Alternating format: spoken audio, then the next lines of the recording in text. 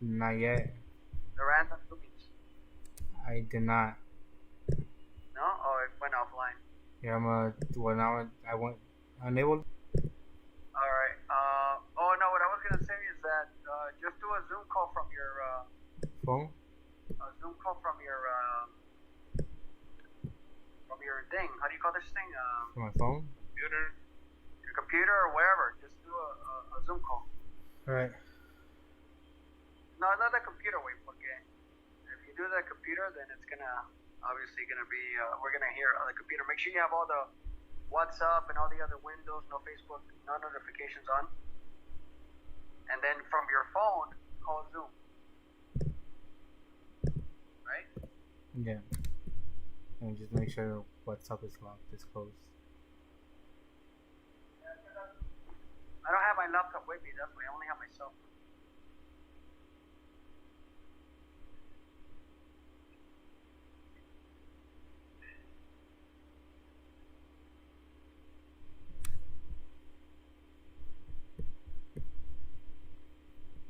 You hear me?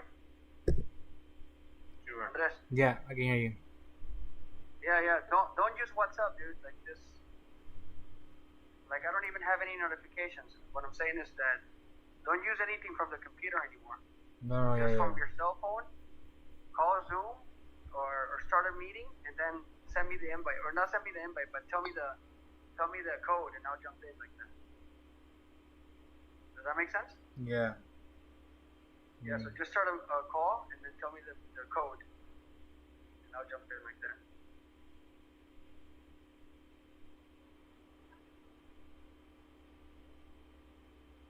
Super, can you still hear me? Sure. Okay. Alright. And then Andres, just make sure also you mute your mic from the laptop. You know, once you and I are connected, so that way you don't come on the air. Okay, so just mute. Alright. How would I do it?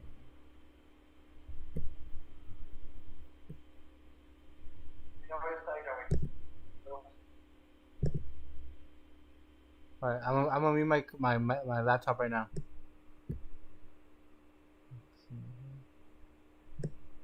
What'd you say? So how do I mute it so I can still hear you guys, but you can't hear me? Well, select Skype and then just click mute. Oh, mute Yeah, from we my have Skype thing. Got Skype. you. Huh? No, I got you. Alright, I'm gonna mute it right now. Okay.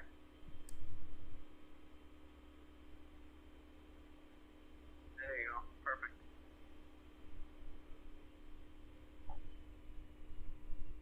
Alright, and then send me the invite to the Zoom call. That looks good right there, dude. The way that you have it, it looks good. And it sounds good. I sent it to Rec.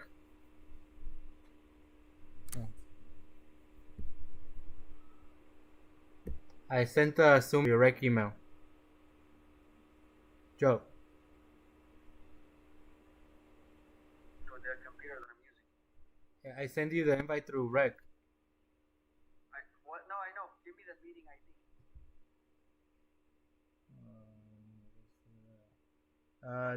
765. 765. What is? Yeah, 765. What is it?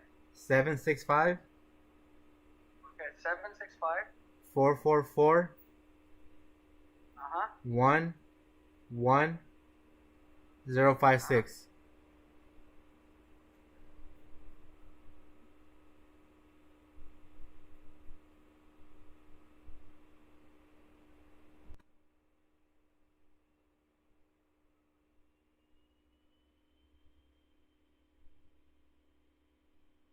Can you hear me?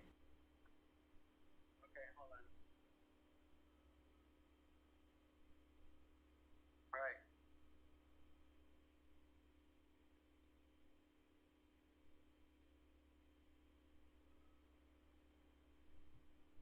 Yeah, hold on.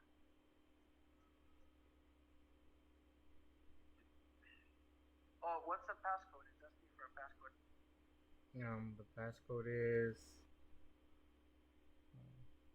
The passcode is 4 Uh-huh. capital N Yeah. Lowercase r. The number 2. Lowercase k. Uppercase a. Okay,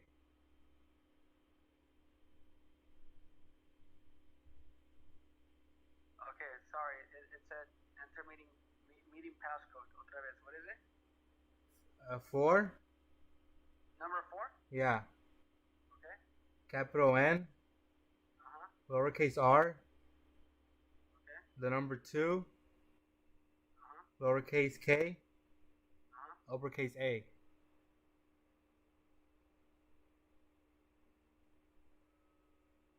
No mames, güey. It's not giving me. It's not letting me in.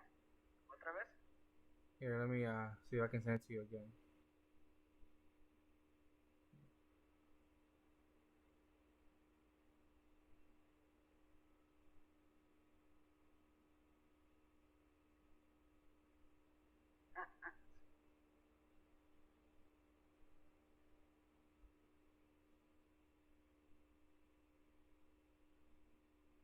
This fucking thing, it's unbelievable. Yeah, I'm gonna send it to you through WhatsApp, man.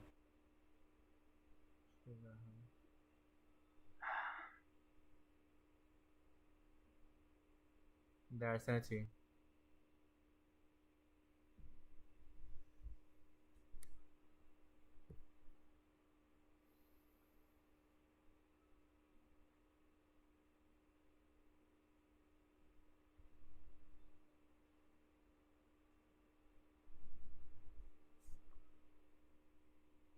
That's the password 95. Oh, I just started a new meeting, so.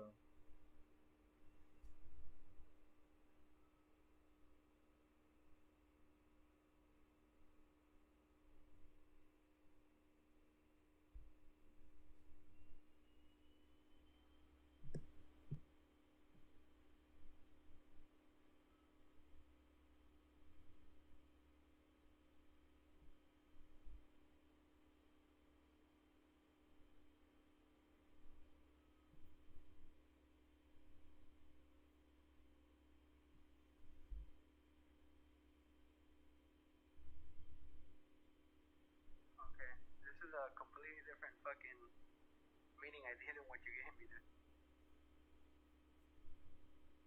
What, the screenshot I just sent you? Yeah, you gave me like a completely different number, dude. No, because I ended it and I restarted a new one. Oh, okay. I was like, what the hell?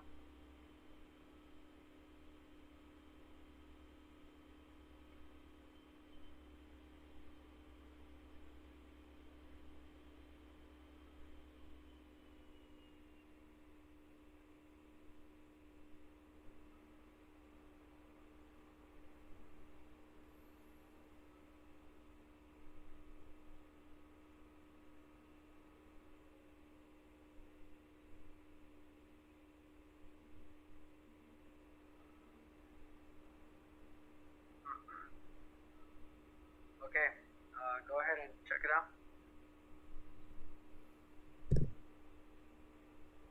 Can you hear me? Super, are you still there? Can you hear me? Alright, hold on. Andres, you can hear me, right? Can you hear me? Yeah, I got you, dude. Yeah. Alright, fuck it, let's do this shit. Alright, And you already updated the titles. Okay, you know what? The only thing you gotta do is go back to the place where it says titles and just update episode at the bottom. You already have Eto Podcast, put EP88, and then in details, just put Super and Joe Talk or preview round 3. That's it. And update all, okay? Super.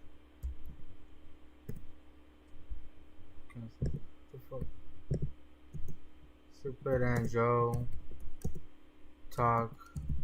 Yeah, round 3. Round 3. Oh. And update all. And then just make sure you put Eto Podcast EP88.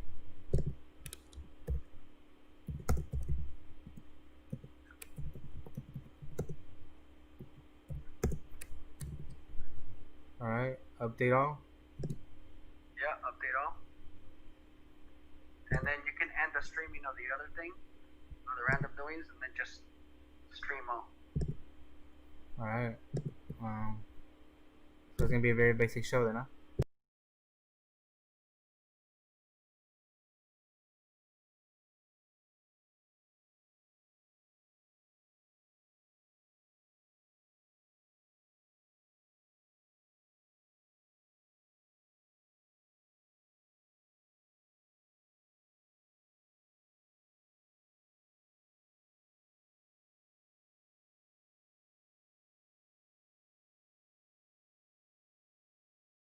Kojo.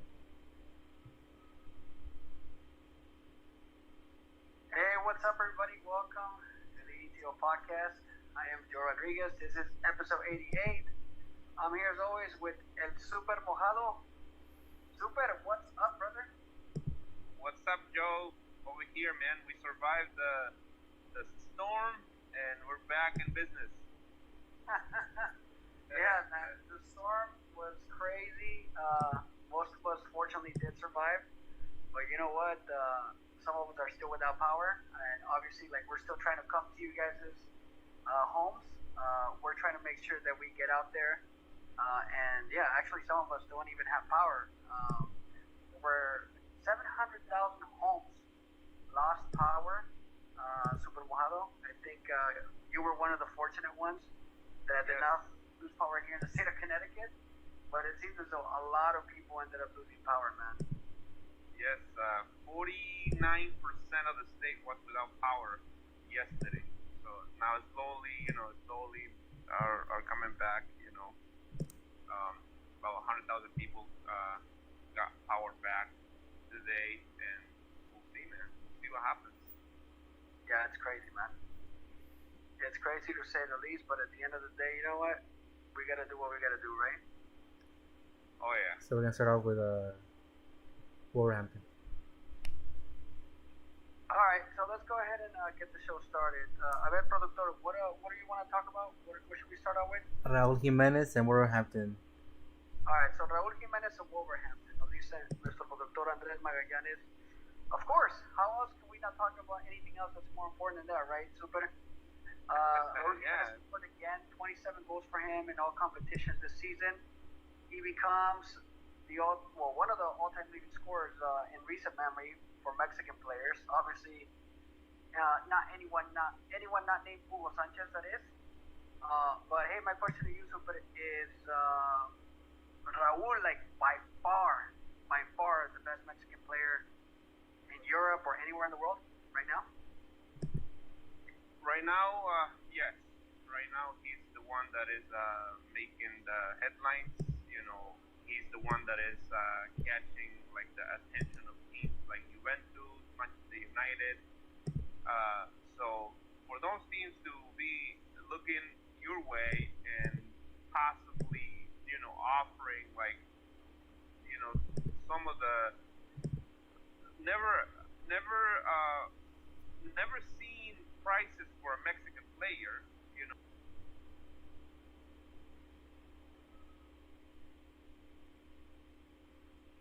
being offered for him, and this guy was like, in his prime was a phenomenon, the Penta Pichichi, something that not even Raúl Jiménez, I think. Next topic, we're gonna move on to Manuel Pellegrini, giving like next 4 minutes next season. To do, he will never get to be a máximo goleador 5 times in Europe. I don't think so, anyway. But the amount of money that they planning on paying for him is just crazy, And he's showing it with putting the ball behind the net. That's what the teams are really looking for. Super, but hold on, dude. I gotta hold your horses, dude, because you're talking about Hugo Sanchez did not demand that kind of money. Of course, he didn't demand that kind of money, but not just Hugo Sanchez. Nobody demanded that kind of money. $100 million back then wasn't heard of. So I think that for you to say something like that, that's what I'm saying. Apples to oranges, you know what I mean? No, but that's what I'm saying. During those times, the market was not like it is today. Well, right. I'm saying, so it's not fair to compare, that type of money. I think if you compare maybe the interest, right? I think that Hugo Sanchez probably did demand a lot of interest, But the thing is, remember too, this is another thing that a lot of people don't talk about and don't point out, that a lot of players back in the day used to stay with their teams for a very long time, right? There was like a little bit more loyalty.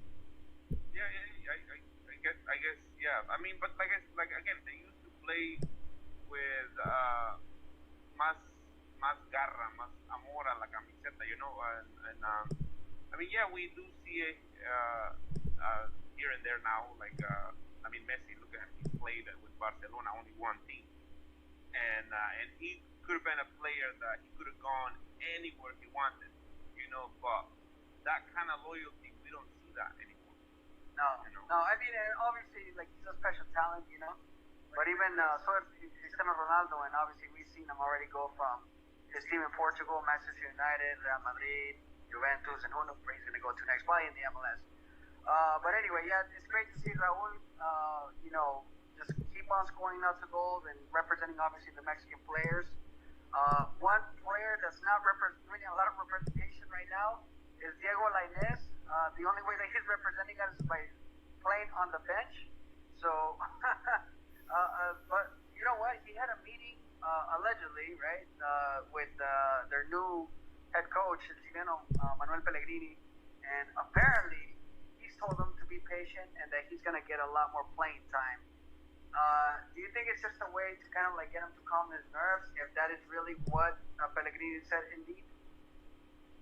Well, he has the talent and he's young, so I can see why Pellegrini would tell him that. And, you know, obviously, when a coach changes teams, the new coach After comes this, with we're going to go on to Gerardo Arteaga and KRC Genk official. It's possible that he says, you know what? Are there any expectations for him to throw perform? this talent to waste? Maybe it will be useful for me. That maybe the other guy didn't like him and didn't like the way he plays, or I don't know what happened with the guy, but he comes, and if it's true, if he talked to him and he told him, you know, I have plans for you, you gotta stay with the team, you know, he has to prove himself, you know, go to the practice, all this training, and show yourself that you have all that talent, all the potential that you have, show it on the field during practices, and sure enough, you're gonna get playing time. You know. Yeah, I think it's gonna take a lot more than just showing up to practice. I think that results ultimately are gonna be the most important thing in order for him to obviously get that playing time. It kind of sucks though, because to me, like, I think that he just I don't know. Again, depending on who you are, right? A lot of people say that him being at the bench of a team in La Liga is better than him being a star or a starter at Club America. But anyway, that's a whole different conversation. In my personal opinion, it almost appears as though like that was kind of like a waste of time, because he didn't get a chance to like really sharpen his skills as much as he could have had getting the consistent playing time. Again, that's a whole different conversation, right? Well, yeah, but again, he has the potential, and give a little extra and practices, and your coach probably will consider you. Now that it's a new guy, so I mean, all right, we'll see what happens. We'll see what happens with that. Another young player that has a lot of potential is Arteaga from Santos. Just officially became part of Genk in Belgica. So that's another one of those players that opted to go to a quote-unquote smaller league versus going to a team that's got it's loaded with stars, or that's loaded with talent, right? Even though, again, I'm not saying that Betis is Real Madrid or Barcelona, they're still a much more important and bigger team than Genk in Belgium. So, a ver, déjale pregunto a mi productor. What was the question again, Mr. Producer? Are there any expectations for him to perform in Genk? A ver, me dice el productor que te pregunte. What are the expectations of him to perform in Genk? Are there any expectations for him to perform out there? Well, I'm not too familiar with La Liga you said Belgium, right? And yeah. So ahí jugó Memo Ochoa, ¿no te acuerdas? Well, yeah, but like I said, of course, if even if Memo Ochoa played there, like I said, I'm not. I like to follow. Since we're done with this topic, we're gonna go to las mayores, Olympic las de ligas Marseille pequeñas. I and don't have time for them. offering But I think 11.8 that million for it's good. I Marseille. mean, that if he has the courage to go there, una liga que, like I said, the eyes are not all there, but if he can, play and show and use basically his youth because he's young, right? How old is he? Like 22 years old, 21? Yeah, no, he's pretty young. Yeah. So it's hey, go and again, like Linus, showing the field that you have what it takes, and it, baby steps, less, and it might get him to where he really wants to go. It's las ligas mayores. Right. No, that's a fair point. I can give you that. Um, the one star right now that's kind of getting a lot of attention, and I think most of us know it's just a matter of time before he goes over to Europe, is none other than JJ Macias. And the latest rumors are that Marseille is actually trying to open up their pockets to land his services. All right. I kind of like that sound of Marseille for JJ Macias. Again, not a big team, but big enough, important enough. They'll probably get to play in the Champions League or at least in some European competition. How do you like the sound of that team for JJ Macias' next destination? Well, I did see something that it was 4 teams actually now that So were after we wrap up this topic, we're gonna go to Tata's comments on Pisuto. Also. And the question is, should young prospects stay and develop in the club, it's a good or start leave for to him. Europe? They're a decent team. It's not like Tying it into like what you we're said, talking not a about. Real Madrid or Barcelona, but it's a team that is. I mean, Marsella is where ¿cómo se llama este güey? Guignac. That's where he played, right? I mean, Guignac played in that team, so he was a star there. So he I think he would do okay over there. And any of this La Coruña or any of the teams that are interested, that have shown their interest in him. Right. Let's send out some saludos a Cruz. Saludos a Iván García. He wants to know if Mojado have la camisa de Francia. Yeah, la de Francia, ¿no? No, papá, mira, aquí está. It's beauty. Es la. Seguro dice la americanista de Iván García, mira, que es esa panada. Ahí está mi chavo. Mexicano, 100%. Anyway, so super. Let's change the topics. Well, actually, it's kind of like the same topic, but it's more related to like the opinion that people are about young Mexican stars going over to Europe, right? So Tata Martino came out with a comment where basically he said that he wasn't really too pleased that Eugenio Pisuto ended up moving over to the French league as well, right? He just signed with Lille from France. And the concern for Tata Martino is that no se está fogueando. He's not getting his playing time, or he's not, basically, how do you call that? He said that he se hubiera formado más aquí en México. That's what he wanted to see. Him to be more of a. Tata Martino, do you agree that these players have to do that here in Mexico and then take the plunge over to Europe? I don't think it matters. I don't think if they have the courage. All it takes. So transitioning over to another manager, Rafa Marquez becomes a manager in Spain's U16 fourth division. If there is interested teams to get you now to The make team's your called make you an RSD offer to Alcala. go now, they see potential in you. Now, if you go and do your best, and there's the possibility that you're gonna hit it and it's gonna stick and you're gonna stay there for a long time. Let's remember Rafa Marquez. He went there young too. It wasn't like he was a superstar here in Atlas. He was like 18 years old, 20 years old when he moved to Europe, and he had an excellent career. Now, Yeah.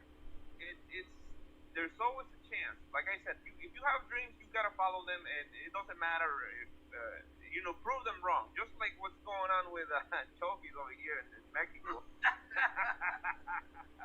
He said, voy a callar bocas, so that's what you gotta do. At the end of the day, it's your decision. You have the right to do whatever the heck you want to do, and if he wants to go there and take a shot at it, go for it, man. I'm all about it. Yeah. You mentioned Rafa Marquez, and Marquez, yeah, he ended up going to Monaco. He was 19 years old after he had taken Atlas to that championship final that they lost against Toluca. I think that was like in '99 or something like that. But anyway, so he went to Monaco. He ended up winning the title with Monaco. They played in the Champions League. Really great time with them. And obviously after that, boom, Barcelona. The rest is history. So, but obviously Rafa Marquez is an exceptional player, right? I mean, many consider him one of the, if not the best Mexican player of all time. Speaking of Marquez, though, now his career is finally over after so many years, and the next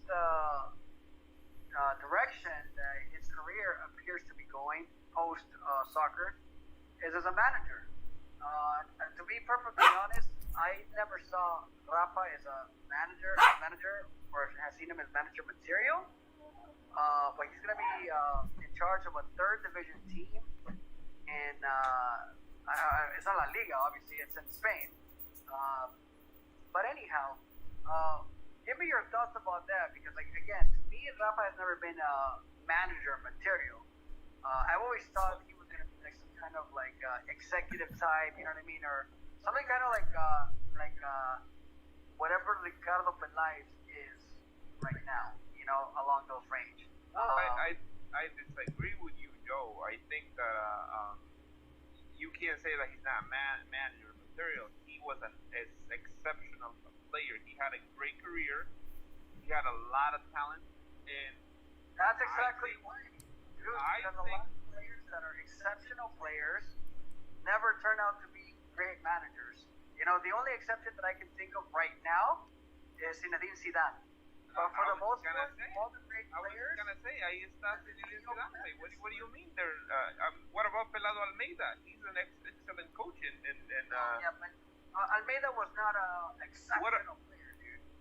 No, but he was a player. He was an seleccionado nacional de Argentina. What about Luca Ferretti? Luca Ferretti was a great player too, and he look what he's doing with all his teams. Everywhere he goes is just Next topic is Jugen Dame, Jugadores Right, best coach in Mexico. What I'm saying is that Almeida was not a star player. He was not.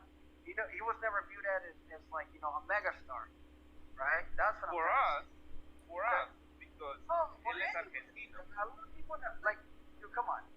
Let's ask an Argentinian if they remember Pelado Almeida. I mean, I think he was a decent player. Exactly, a decent player. I'm not saying that he was not a decent player. I'm talking about like Zidane was a mega star, right? Well, yeah, Zidane was a mega star. And again, Rafa Marquez was a mega star. That's what I'm talking about.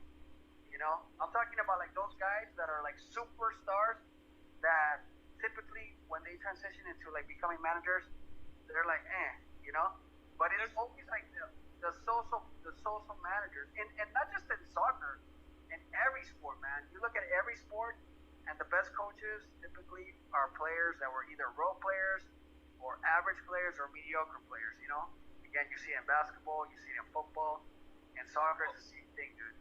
Well, like I said, I disagree with you. I think that he has a lot of potential. I mean, knowing the game the way he knows it, playing the game the way he played it, is he could have. This is another example of Mexican players coming over to US and I remember him talking about this. And I think right before he was going to retire, that he was taking coaching, classes, and he wanted to be a coach, and yeah, he had the opportunity to do. Well, you know what? At the end of the day, he has the opportunity to do anything in soccer that he wants because of the type of player that he wants. I'll give you that. I'll give you that. You know, so and a coach, hey, I think that he's gonna break it. So Okay, no, yeah. I'll give you that. Like I said, in my opinion, I just thought that he was more material to be like like an executive type or like a GM. You know what I mean? There's a lot I of don't know. Mexican I soccer. actually don't know about that one because you know what they say, lavado de dinero y todo ese desmadre. Va a terminar con Billy Álvarez. Yeah, that's a whole different topic though. But again, I'm talking about there's all kinds of schmoes in Mexican soccer, right? That are just mediocre players that are like in these like. Let's keep him on the field and not on the behind the desk because you know what's gonna happen. You know, le van a hacer otros negocios ahí.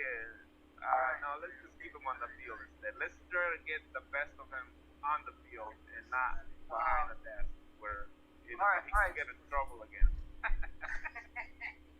So, a ver, productor, remind me again, but yeah. Jürgen Damm and Hugo Torres to Atlanta United. Okay. All right. So the next topic that we got to do now it's an interesting one because I know that you're a big fan of MLS and you're a big fan of Mexican players coming over, and I am too, right?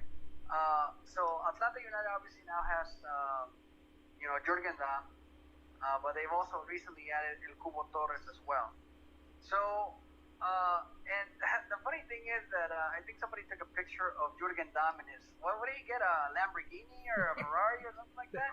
Did you get a chance to see that? I did see that picture, yeah. Okay. So anyway, let's talk about that really quick. And I think there's also a lot of speculation. One of the reasons why Mexican players end up coming over here to MLS is because there's very little pressure for them. What do you have to say about that? Very little pressure. I don't think so, man. Players like Chicharito, like Vela, like Pulido, and el pinche güey de Inter Pizarro. They have a lot of pressure all the time because they're talented. And I don't think, and I think it's the opposite. Coming to this league that is possibly now, a lot less competitive than Mexico. And if you fail in this league, don't you think that you're gonna get killed? Oh, especially with Mexican media. Someone will wrap this up with doing on Greece's illegal troubles. They have to be the best. And the question is, will this continue to be a distraction for the club?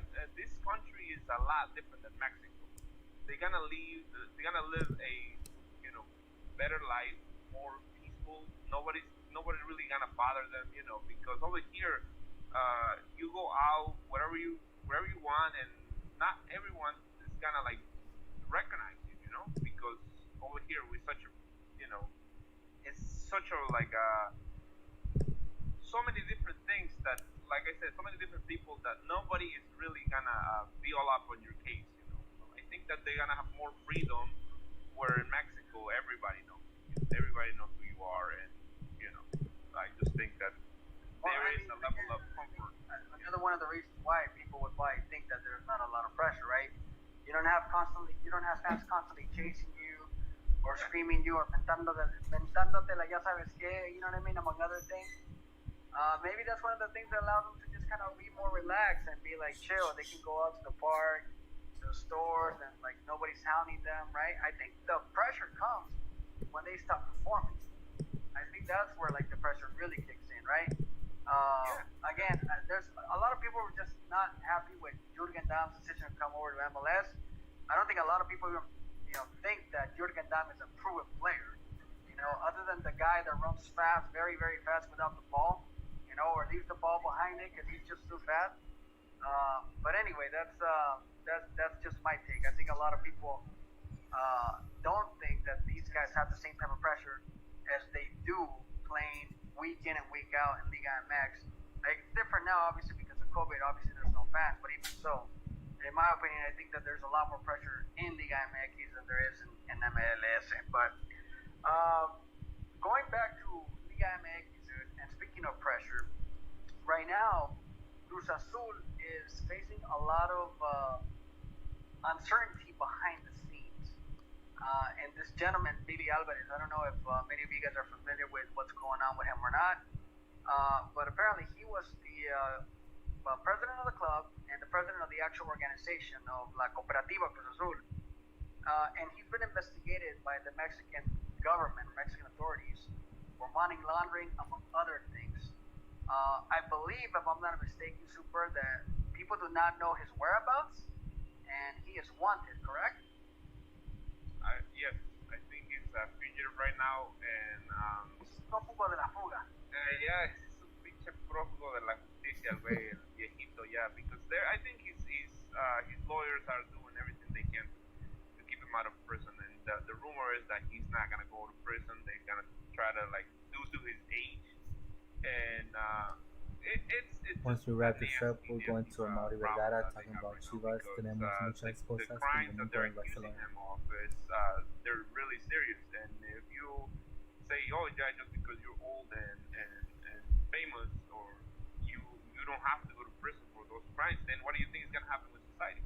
You know, when they fight, when we have the same problem we have in the whole country over there, and people go to jail all the time, and for those type of stuff, they don't get a break, and they shouldn't get a break. You know, if you are a part of an organization, an organized crime, and if the accusations are true, I definitely think, hey, don't give him a break, put him in jail. You know, where he's supposed to be.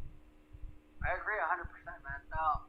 Now let's talk about how much of a distraction do you think this could be for the club? Do you think there's going to be any right there for them? Well, there is a certain amount of distraction, yes, because of this guy being the personality that he was. But you know what? At the end of the day, I think this guy was always like a problem. He was always in the news for his decisions and the way he ran the club. Like even players, like former players, come out and criticize him like hard. And you know, Billy Alvarez has to go. And I even heard that I don't know where I read this, that he got so much money for Cruz Azul losing the final. It was like something about a 40 million if they lost the final, and they would only win like $1 million if they won. So it's like, it's crazy, you know. If that was the case, if they were cooking all this stuff, it's like I said, it's crazy, man. It's you know, I don't know how can they get away with that. Yeah, I read that same report, not in detail, but I definitely saw the headline. But I believe I saw it in Medio Tiempo, and they were talking about exactly what you said. The amount of money that they were getting was significantly higher if they lost versus winning championships. And it just got me thinking. So La Cruz Azuleada tiene un precio, right? Like how much did the birth of La Cruz Azuleada ended up costing is when you accumulate the amount of money that this gentleman, among other people, because I don't think it was just him. I think it was. No, it was. That's why it's organized crime. You know, it was a whole group of people doing this stuff, and like I said, get to the final, but don't win it. You know what I mean? And I've always thought about this whenever, for example, I think about you know, especially in the playoffs, right, in the NBA finals and all that stuff. At the end of the day, dude, nobody wants a game, you know, a series to be swept, right? Because if you're in the NBA finals or in the Western Conference finals or what have you, and you end up sweeping the opponent, that basically means that you only get 2 home games, right? When you could have gotten 4, you know? So sometimes I feel like there's something there that like something happens, either the refs or like, you know what I mean? Obviously I have no proof, but that's just my speculation because I think about like, do they really not want to have all 7 games? Especially when, you know, for game 7s, they make so much money from that, dude. Like game 7 tickets are astronaut. It's typically, you know, game 1, right? Because it's like the first game, and then the last game. You know, typically when it's a game 6, but a game 7, it's always through the roof. It's always through the roof, and obviously that's when everybody makes the most money. That's when TV networks make the most money through advertising. That's when the owners make the most money through the exuberance, exuberant amount of or prices that they have for the tickets. So I mean, it makes sense, right? Like if I'm Cruz Azul and I'm one of the owners, and I know that my team is good enough to get them to the finals, right? But it's gonna keep my fans loyal because they're performing. Why not? So I mean, a lot of that sounds really believable, man. But at the end of the day, I don't think we're ever gonna know like the whole truth about that until somebody really comes out or these people actually confess. But anyhow, hey, speaking of personalities and people who are confessing.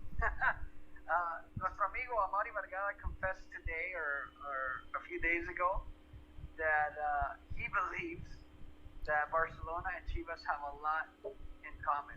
So, Chivas, super fan, super mojado, their fan, your boy, Amari. No, no, I saw the story. I always no, and I this is not the first time that this is being said. I mean, I think even his father said that the same thing, that or something similar. So you want to tie this back into the next topic? We're doing coach's hot seat. You can talk about how Chivas are doing so you can link that into it's true. I mean, but I'm not gonna say that they're on the same level. I don't think that was being said. I don't think he was saying, "Oh, we're just like Barcelona."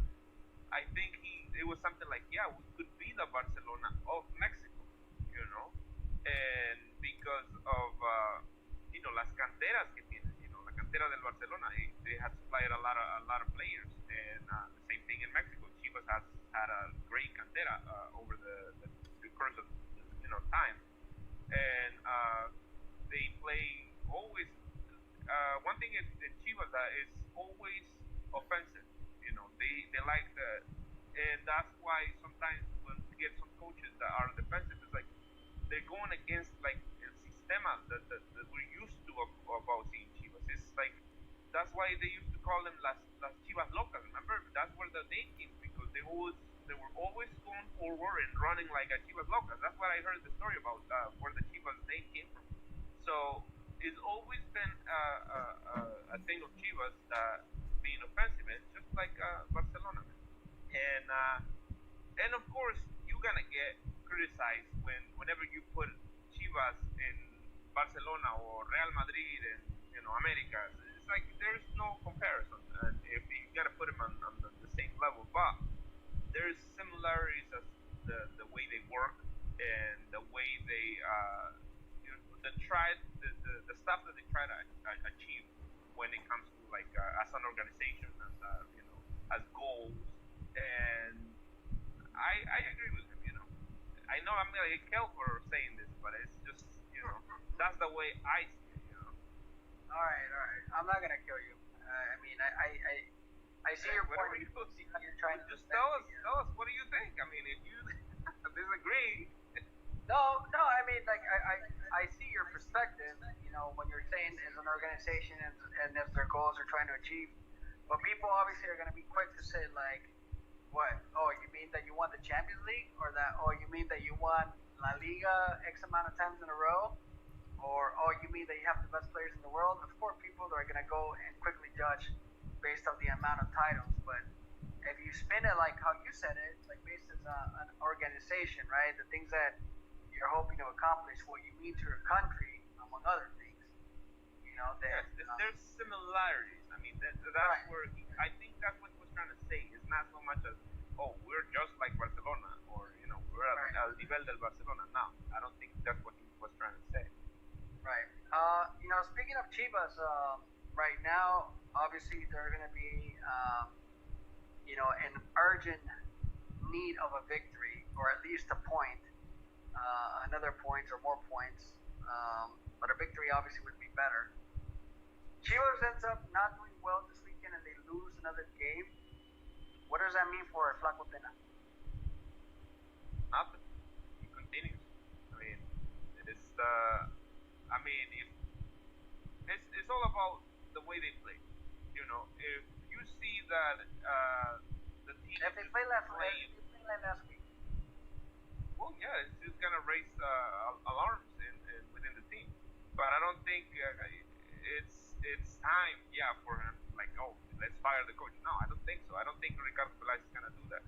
I don't think Amaury Vergara would want to do that. I think they're more of a serious team when it comes to living un proceso. His father was different, but he changed too. Towards the end, he changed. So I think that, yeah, it's gonna raise alarms. Like, the pressure is gonna accumulate, but I don't think anything's gonna happen. Like I said, let's see if they play horrible. They might just give him an ultimatum, or we'll see. But like I don't think it's only week 3, man. We should not be like saying, oh, let's start thinking of another coach. It shouldn't be like that. Any coaches, depending on the result, that you think could potentially be in the hot seat? If obviously you get a better result. Well, I think that Atlas, that's the one that I would worry about. Okay, once we wrap up this topic, we're going on to must-watch games. There's a little side note for you on the rundown, and you need a clarification. Coach de Atlas, I think that I can see him in la cuerda floja, and if they get another bad result, yeah, he could be potential. I think his players came out too and defend them and say that they were behind him, but we've seen that time and time again too, where they say one thing one week and then boom, he's gone the next. Okay, so solamente Puente, that's the one that stands out for you. Yeah, Puente. Right now, that's who I would say that. Okay. All right, let's talk about this weekend's upcoming match. Obviously, right now, Pachuca is playing, and did they wrap up that game, Super? You have that game in front of you? Yes, Pachuca won 1-0.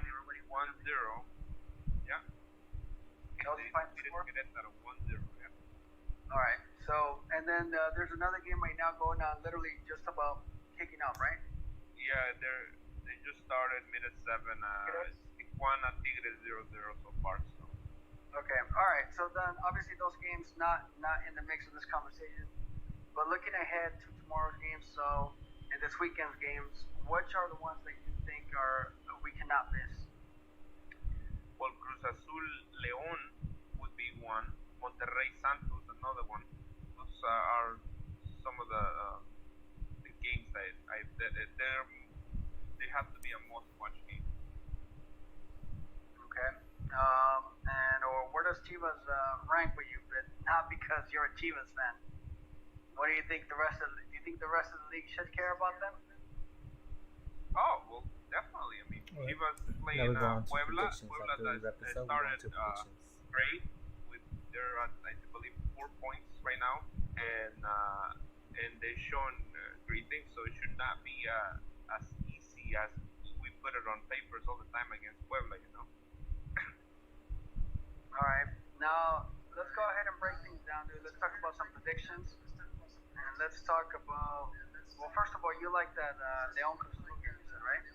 Yeah, I think that should be a good game, and let's just remember that our best goes to El Cata Dominguez. That he's, I believe he's now in stable condition, but he was seriously ill with some of the. He had pneumonia due to his COVID. They say that when he got COVID like a month ago, and he ended up in the hospital a few days ago, and he was like seriously ill, and I guess his lungs were inflamed, and this was some of the due to COVID that he ended up with pneumonia, and his wife she ended up coming out and saying that he is in stable condition now, but is still in the hospital, and hopefully he can come back in a few days home. It just continues to make crazy, presence throughout the entire league. He was asymptomatic, and look at it now. You never know what's gonna happen. Right. The other matchup you mentioned, Monterrey versus Santos. Would you like in that one? I think Monterrey playing at home, I think that they are gonna take this game. Necaxa contra América. Necaxa, América, 1-1. After this, if you guys have anything to talk about, go ahead for wrap it up. All right. Does Mazatlán get their first victory against Toluca? Man. And I Kraken. think that, you know what? I'm gonna give it to them.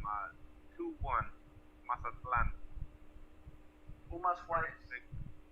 Pumas Juárez. Pumas played good. Juárez not so much. I think 2-0. Juárez week, dude. Juárez won last week, 1-0. Well, yeah, but they're going to El Estadio Olímpico. I think 2-0 without people. Yeah. All right. Acuérdate la altitud, güey. Give me the score of Chivas and Puebla. 2-0 Chivas. All right, and San Luis contra Atlas. 1-1. All right. But So I think that's pretty much all the time that we have, man. León, I didn't give you the result. I think León is gonna take it there. 2-1. 2-1 who? León. 2-1. Oh, León. Okay, you got León in La Azteca. Yep. Without people. Without people. Hey, it doesn't matter, man. I think that, like I said, there's a little bit of tension there, but hey, it's not even their home. All right, Super Mojado, anything else you want to add?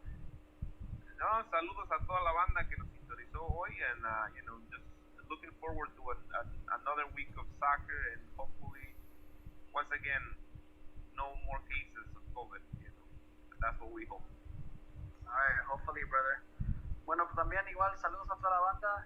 What's up to everybody? Make sure you guys continue to tune in. We want to thank everybody for watching, and we're going to actually make an announcement over this weekend about the upcoming shows for the next couple of weeks. So make sure that you guys tune in so you guys can find out what's going on. Super Mojado, thank you very much. So on behalf of you, Andres Magallanes, our producer, and myself, I am Joe Rodriguez.